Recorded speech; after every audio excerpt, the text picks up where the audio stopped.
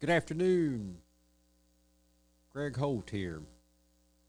I wanted to start this off. This is the second time I went live. First time I was still real new at all this, so I'm going to try it one more time. And whatever it is, I mean, it's live, so it's not going to be perfect. And so it is what it is. We've got, when I started this off, I named this Take the Sword, and I wrote and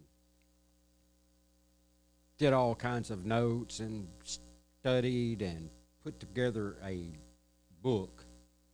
And in November of 2019, I contacted a friend of mine, and I said, "Hey, man," I said, I wrote this book, but I don't want to really publish it, but I want to use it and go as a podcast." And I said, "You got a good voice and you're accomplished author." I said, "I'd really like some help on this." So talked to Scott Parrish, and he said, "Yeah, let's do this." And so then we started at the old country store, started doing interviews and taking photographs and compiling all this data together, and was going to present this, with what we had written and studied and rehearsed. And then, of course, everybody knows what happened in 2020. Well, right in the middle of our interviews, COVID-19. Wow. I mean, if that didn't change everything for everybody, I don't know what did in the world, and I think all of you do too. And so, it just kind of put this project on pause, and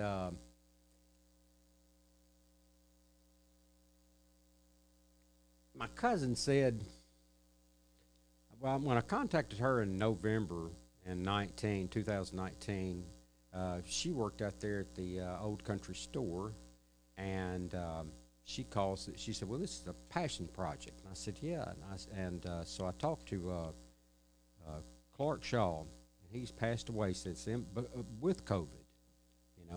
God rest his soul. He was a really nice guy, and we talked. And I was telling him, I said, "I want to do a true crime podcast," and and I went over, it was a murder, and he said, "Well, he said, we're really a real Christian oriented theme." He said, "Can it be, like a G-rated?" And I said, "Well, no, not to tell the story that we're talking about." I said, "It just, there's no way possible that I can keep it G-rated."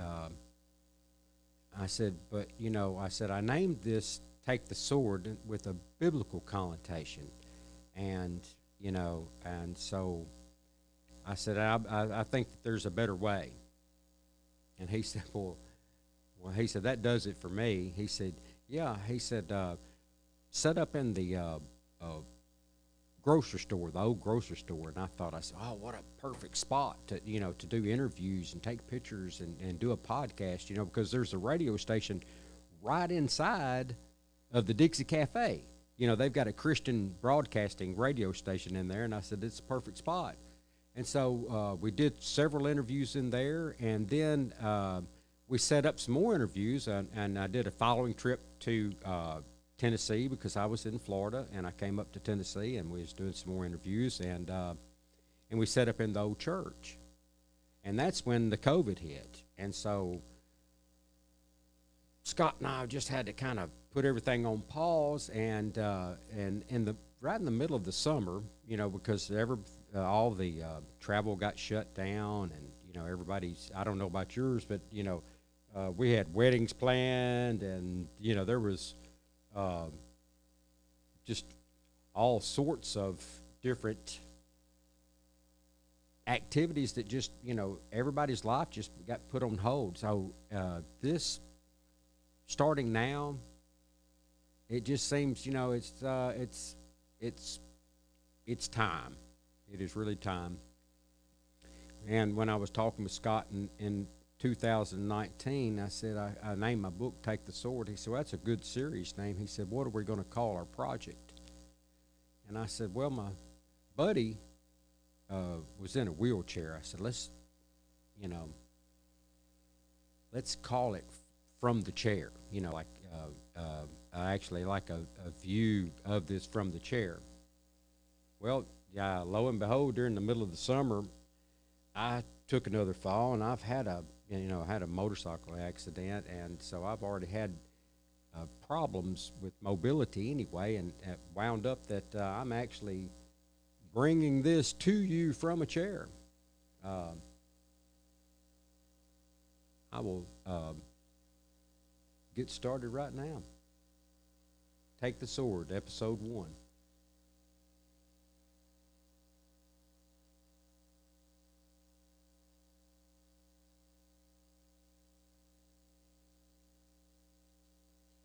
Matthew 26:52. Then Jesus said unto him, Put up again thy sword into his place, for all that take the sword shall perish with the sword. H.G. Wayne presents From the Chair. Let me introduce to you host Scott Parrish. Scott is a native Jacksonian, worked many years as a public figure in Jackson. His sense of community deeply entwined in his commercial efforts. He signed with the Donna Groff Agency in Memphis, and among his bookings, he received the opportunity to do voiceovers.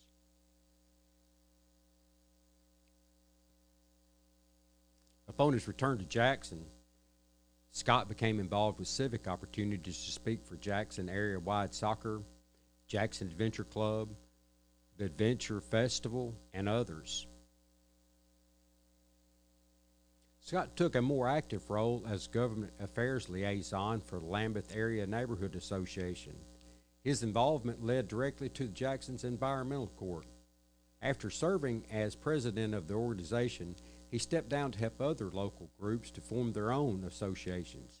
He worked with longtime friends and local leaders like Councilman Johnny Dodd to reduce guns on the street and youth crime. Scott found a chance to share something with the public that he had as much of his love as he had for the city of Jackson and his ancestors. Scott hosted the local television show, Guys Cook Too.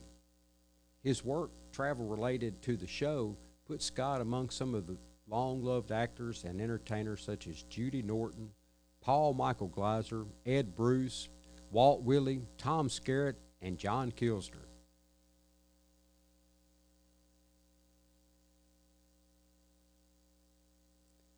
Scott hosted the Taking a Cooking Adventure. Let me say that again. Scott hosted Taking a Cooking Adventure. Look at that. Is that not an adventure right there? Before relocating to sunny South Florida, and as a guest with multiple spots on podcasts, the Downtown Get Down, Scott is taken to the airwaves, now hosting Dying to Eat, and you can pick that up on iHeartRadio or most all, wherever you get your iTunes from or your podcasts. Dying to Eat, and co-hosting Take the Sword with childhood friend Greg Holt. That's me, right there. That's my full-fledged beach look right there.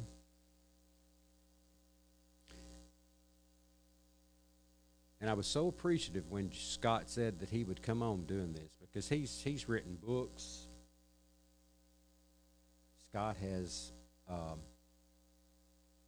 cooked in many barbecue festivals. I mean, he's just an accomplished individual. He's been in the service. I mean, and he's just a good guy, and he's a friend, and I've known him all my life. And so he's such a creator. I like that. And so I was just really tickled when he joined on to do this with me. And now we've got the equipment, because when we first started off, it was just going to be a podcast. And so with the COVID and the way all the interviews and everything set up, we just decided to go live with it and see what we could do on that. And I think that it'll do just fine by doing a live show, because I want input from anybody that wants, the topic of this subject was a really well-loved individual, and I think that this story is going to be something that a lot of people will enjoy. That's me right there, Greg Holt. And that's where we're going to start, from the Greyhound bus station.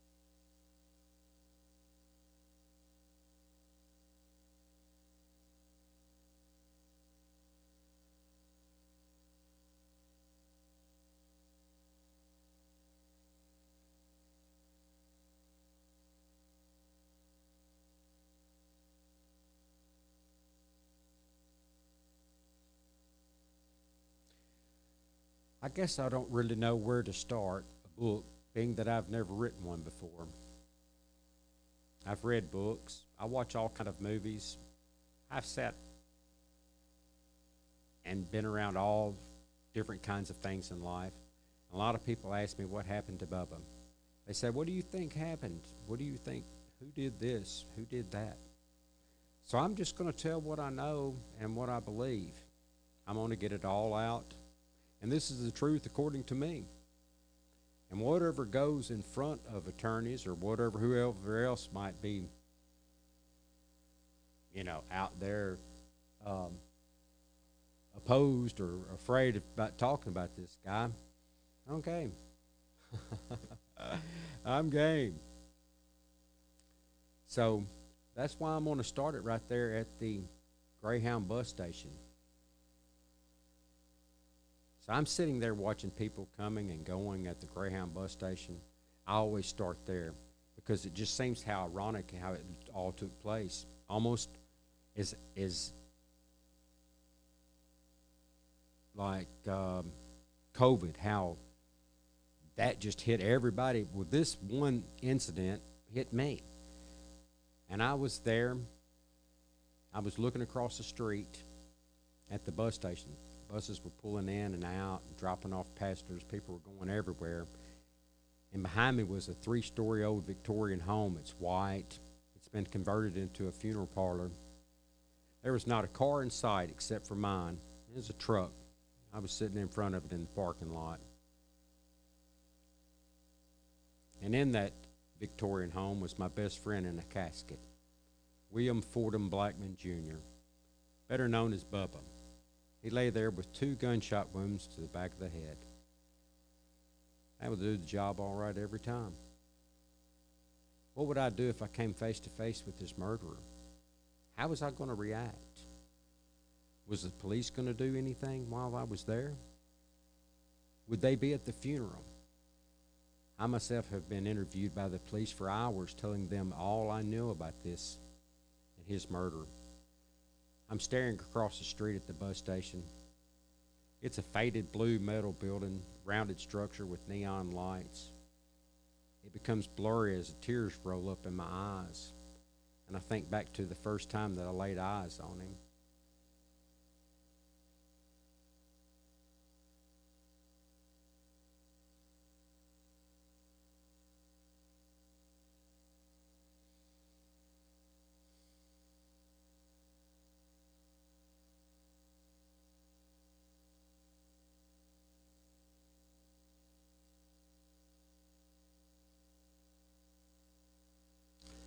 I was riding my bicycle down Linden Street. I had one of those little spider bikes. You know what I'm talking about? The kind that's, it's got the banana seat, the sissy bar.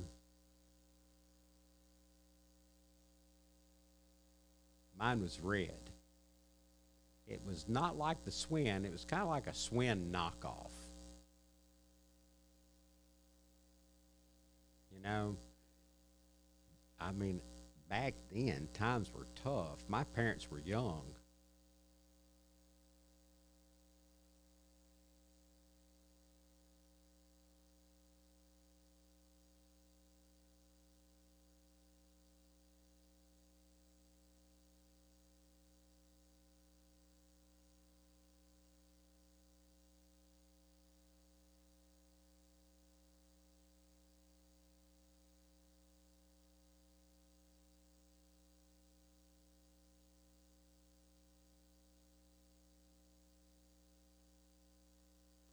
Looked like that bike right there.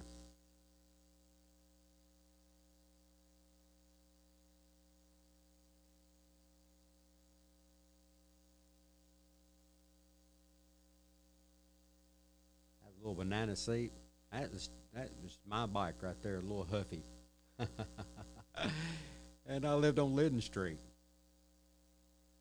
And when I seen Bubba, he was over there, and they had an asphalt driveway. Not everybody had asphalt driveways back then. So, the kids were playing because it was really neat.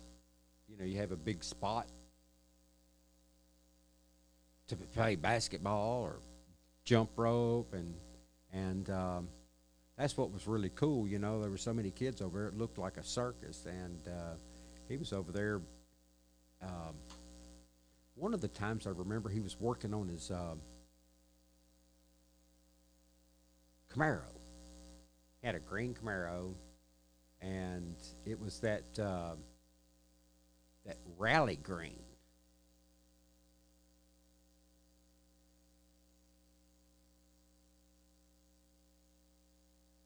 That's it right there. That's about as green can be, isn't it? Well, that was his car,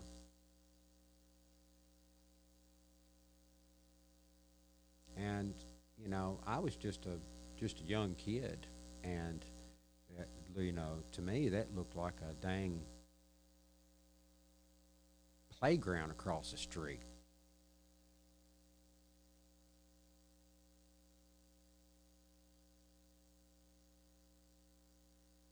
That's about how old I was when I first saw Bubba, and he was a little younger than that than he was in that picture right there. But that's him on the left. That's the only picture I've got of him right now, I believe.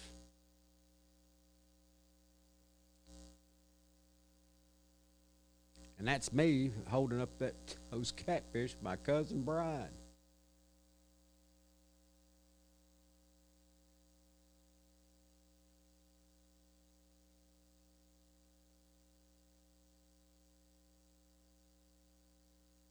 I have fond memories of these guys.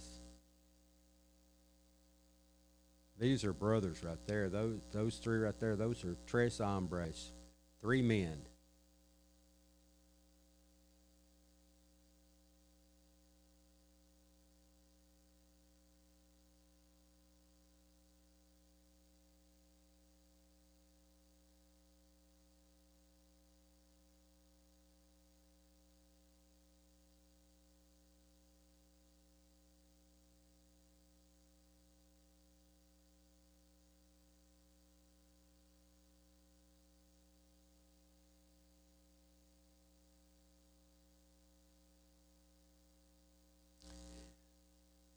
You remember the movie Forrest Gump, and he said Bubba was my best good friend. That's kind of the way I felt. Like I'm gonna just copy that.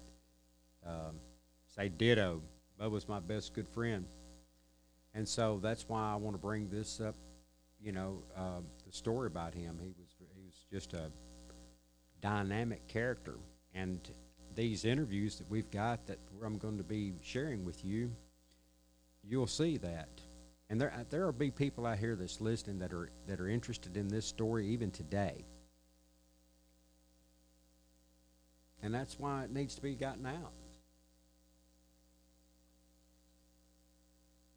And so I'm in a studio here in Florida and having a good time doing this. It was a long time coming. And I think it's a little ironic that I'm doing it from my actual wheelchair myself, but I'm actually able to get up and move some. I probably spend 70% of my time in a wheelchair. And I'm, uh, very thankful to have it. I was sitting there. I've been shark fishing for a while with a buddy of mine down here in Florida. Not gonna say anything, but he said called me up a few months ago and he said, "Hey man, what you doing?" I said, "Oh, just hanging out." And he said, "I think I'll drop by." And I said, "Well, come on." And so when he got here, he said, "We're gonna go get you a wheelchair." So I said, "Well, all right." And so that was like a kind of hit you moment, well, it's it is here. It's here. It's here for you. It's that's and your best friend was in a wheelchair also. So naming your project from the chairs just seemed like what a coincidence or ironic. I mean, what would you think? I'm going to enjoy sharing this because somebody, when I first brought it up and when we were starting to hit the marketing everything, there was a lot of, and I guess it's like what Malcolm X said, maybe, you're only as good as your worst critic. And so, somebody said, "Well, why are you bringing this up now?" I'm thinking, well, it's because you don't know me is why you say that, because if you've ever sat down with me for any length of time, if you know me at all, you know that I'm talking about my best friend. I always have. I've never stopped.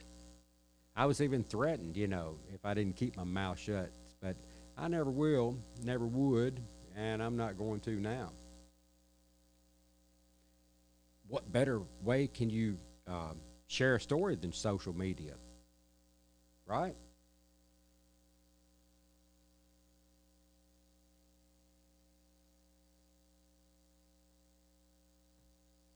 So I want to say thank you for tuning in, and it's been a long time coming, and it was a real learning curve for me to figure out how to do the editing. There's so many different kinds of software that you have to know, and you have to learn. And this is just it's there are no advertisers. There's no sponsors. This is a passion project, and I'm just doing this, and it's on social media. So that's what's so cool about it. I don't have to have anybody's blessing, and I don't have to have anybody's sponsorship or editors. It is what it is, and that's what I'm going to like about. I not like about it. I'm going to love of this because it's something that I can do, and I don't have to depend upon anybody to get it done. And so if you're going to, tune into this, my Facebook status is on a warning. So I'm not going to be able to air the stories and everything about Bubba and what went on Facebook. Yeah, it's just not going to be able to happen. You're going to have to go to my YouTube page, and you're going to have to follow me on YouTube in order to watch it if you want to. You'll have to subscribe. You'll have to like the YouTube page. Now you can hear the audio part, but I'm not gonna load up the audio part until it's in the can per se. So when the whole story is, then I'll load up all the audio at that same time. But I'm gonna do it all live first, and that's just the way I want to present it, and that's the format. We're gonna take phone calls, and you can follow along on the YouTube, and you can do live, you know, uh, messaging. Yeah,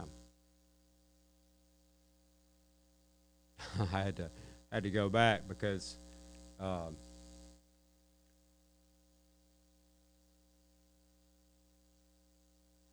last week when I was up there, I almost like put up my bank account, and I don't want to do that. That's because that's how new I am to all this technology. I mean, I fumble with it. So, um, I wanted to bring you that just a little bit about what's going on and how it was going to take place and where we're going to start it. And we're going to start it in the '70s. And Scott called me a few months ago. We're going to pull that interview back up, and we're going to start it right there. And we get to talk about the history of Jackson and the different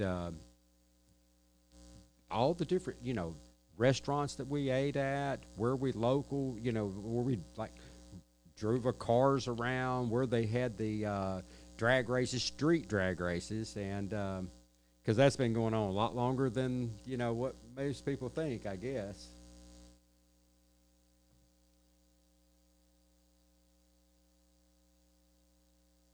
And it'll be on the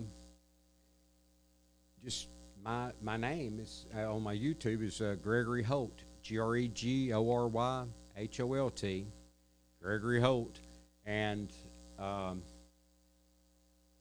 you see what I look like. That's the picture I've got. So if you want, you'll have to like and subscribe it because we um, there was some kind of risque stories that I'll be telling about, and there'll be some things that's kind of off color. And since Facebook is so animate about you know the content, like censorship, I really don't want to put something on Facebook that's going to be censored later on. So that'll be just one of the things that well, I'll have to get around. And if there's another streaming platform other than YouTube, I may find that. I'm actually looking into a different streaming platform other than YouTube, but it definitely can't be on Facebook because I mean I've got my Facebook. Um, I'd like for it to kind of keep running, so I don't want to lose what I've got on it. So that's why I'm going to have most of it on the YouTube.